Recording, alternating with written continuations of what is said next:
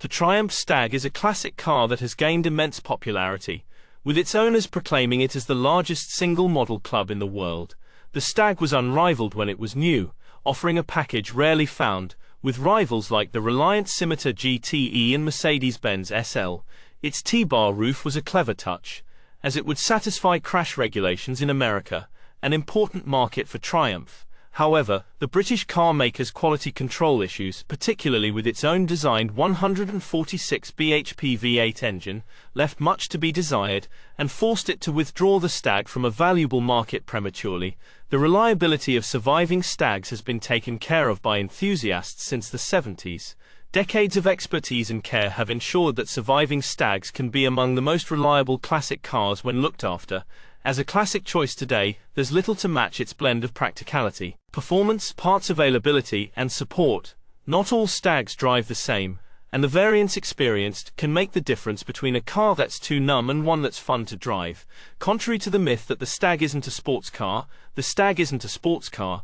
There's too much body flex and the so light power steering, which offers too little feedback to make you feel the urge to drive. However, it has accurate enough steering, allowing you to place the car on the road with confidence. Automatics are best for driving the Stag, as the notchy gait of the manual detracts from an otherwise pleasant drive.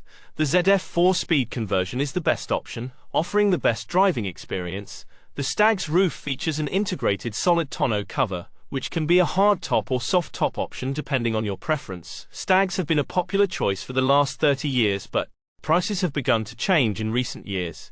The Mk1 1970 to 1973 is the most desirable model, with the late cars from 1975 to 1977, called Mk2, being the most sought after.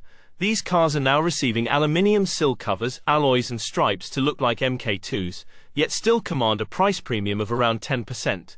A standard Mk1 will have Raw-style look wheel trims, no stripes, no sill covers, and no black painted panels. It will look clean and almost Italianate, with relatively fussy dials. An early Mk2 gained stripes, black sills and a rear panel. Alloys became a popular option, and the font of the instruments was cleaned up in line with other Triumphs. A late Mk2, never a Mk3, reverted to body color rear panel and sills but gained aluminium sill covers and standard alloys.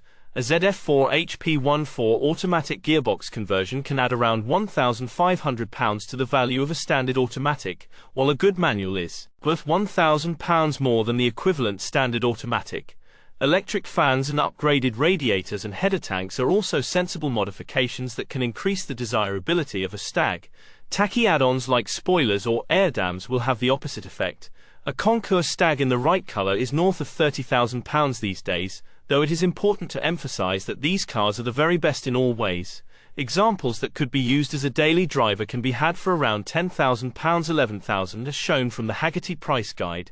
For something you'd want to own, go shopping with around £15,000 and be prepared to discount a lot of cars to find the right one. A Triumph Stag buying guide would not be complete without a guide to running costs.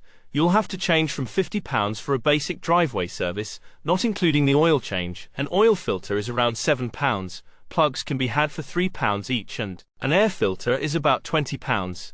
The engine needs 5.1 litres of oil, going by the owner's book figure, but in practice, 5 litres should be enough for a change at home. Stags are tricky classics to buy because there are so many still out there, and as values have increased, many of them have been given quick restorations so that everything looks good on the outside. If you're looking for a cheaper Stag, it's worth considering cars without the original engine, as Ford and Rover engineered cars tend to be harder to sell.